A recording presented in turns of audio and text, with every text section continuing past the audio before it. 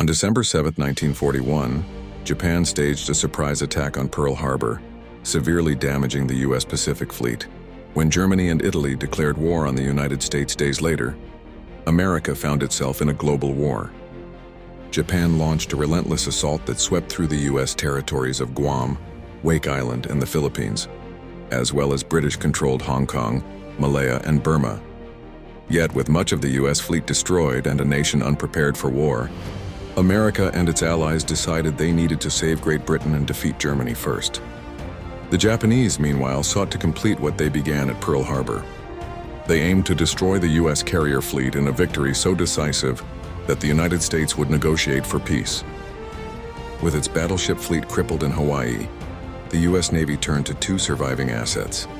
Aircraft carriers and submarines mounted a serious challenge to Japan's triumphant fleet and were critical to protecting mainland America.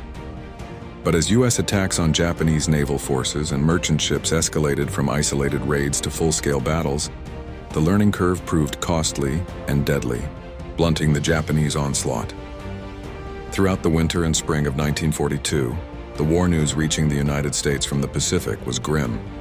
The Japanese amassed a vast new empire, with a defensive perimeter that ranged from western Alaska to the Solomon Islands.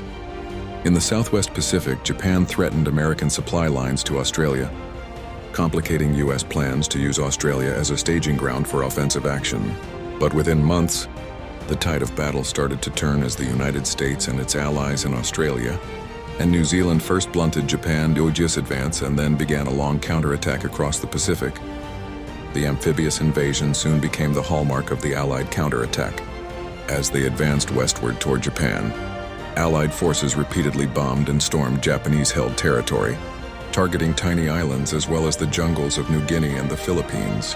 The goal was to dislodge the enemy and to secure airfields and supply bases that could serve as the launching points for future attacks.